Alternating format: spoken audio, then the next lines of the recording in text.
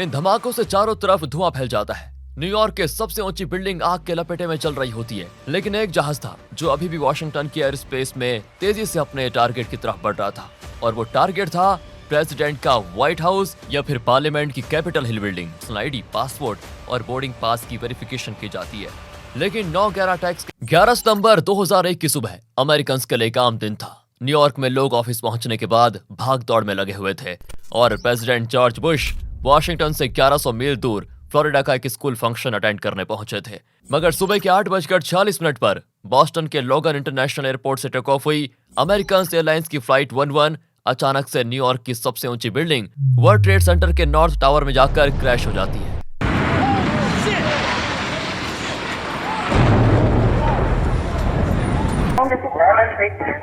What?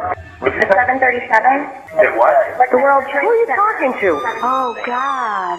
Oh, my God. उधर president Bush Florida में students के साथ बातें कर रहे थे। तभी उनके चीफ ऑफ स्टाफ एंड्रयू हुल्कार्ड उनके पास आते हैं और धीरे से उनके कान में यह खबर बताते हैं। तभी उनके चेहरे का रंग उठ जाता है और वो एंड्रयू से कहते हैं कि शायद पायलट को हार्ट अटैक आया होगा। What a horrible accident. The pilot must have had a heart attack or something. उस वक्त यूएसए की टॉप स्पाई एजेंसीज भी इस बात से अनजान थी कि इस प्लेन को अल-कायदा टेररिस्ट ग्रुप के 5 मेंबर्स ने हाईजैक करके सुसाइड क्रैश किया है। लेकिन ये तो बस शुरुआत थी, क्योंकि अगले 1 घंटे में कुछ ऐसा होने वाला था जिसकी दास्तान अमेरिका के इतिहास के पन्नों में खून के लाल अक्षरों से लिखी हुई है।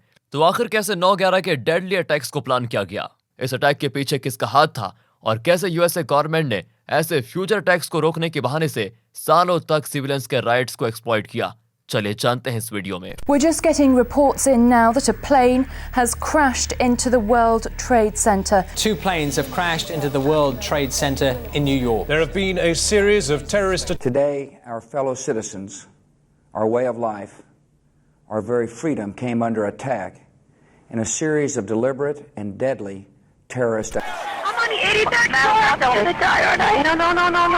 I'm gonna die.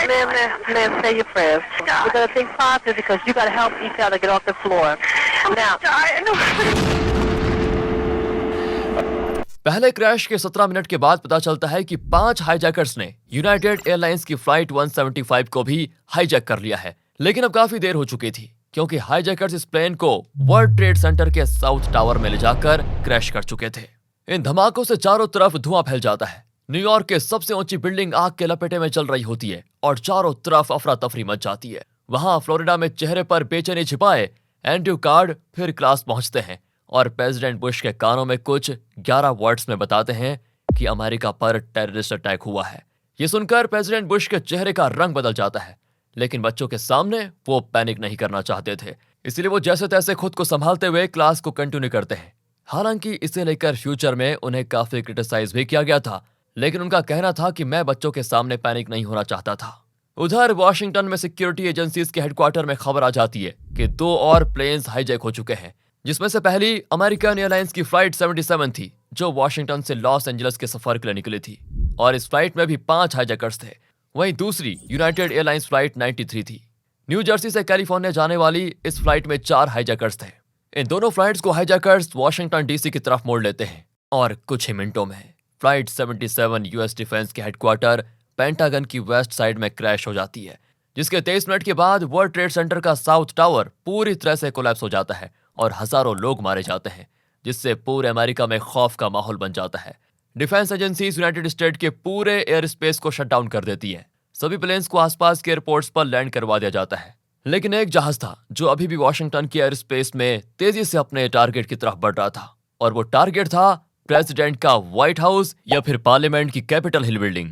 मगर अब तक यूनाइटेड एयरलाइंस फ्लाइट 93 के कुछ पैसेंजर्स ने हाईजैकर से छिपकर अपने मोबाइल्स ऑन कर दिए थे और उन्हें पता चल चुका था कि हमारा प्लेन भी क्रैश होने वाला है। तभी कुछ पैसेंजर्स ने बहादुरी दिखाते हुए हाईजैकर से लड़ना शुरू किया। हालांकि प्लेन में आगे क्या हुआ वो कोई नहीं जानता, लेकिन तेजी से बढ़ता हुआ ये प्लेन अचानक से नीचे की तरफ झुक जाता है और पेंसिल्वेनिया के सोमरसेट कंट्री की एक ओपन फील्ड में क्रैश हो जाता है, जिससे हाईजैकर्स का 4th क्रैश प्लेन तो फेल हो जाता है। लेकिन बहादुरी से लड़ते हुए उस फ्लाइट में सारे सिटीजन्स अपने देश के लिए शहीद हो जाते हैं।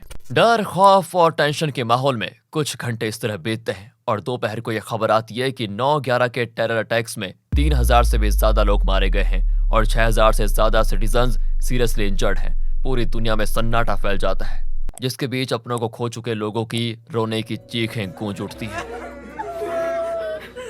लेकिन इतने खतरनाक टेरर अटैक्स करवाने वाला हैवान आखिर कौन था? तो उस मास्टरमाइंड टेररिस्ट का नाम था ओसामा बिन लादेन, जिसने अपनी टेररिस्ट ऑर्गेनाइजेशन अल-कायदा के 19 आतंकवादियों को सुसाइड बॉम्बर्स बनाकर इन 4 कमर्शियल फ्लाइट्स को क्रैश करवाने के लिए भेजा था। अब सवाल उठता है कि उसने ऐसा किया क्यों?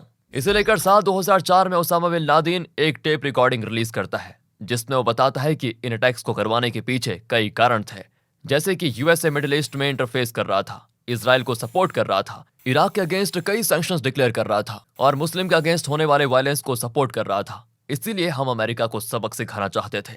मगर अब सवाल आता है कि आखिर हाईजैकर्स ने प्लेन्स को हाईजैक कैसे किया और उनके पास हथियार कहां से आए? तो अर्ली 2000 के प्री फ्लाइट सिक्योरिटी चेक्स और इन एयर सिक्योरिटी प्रोसीजर्स कुछ खास नहीं थे दोस्तों।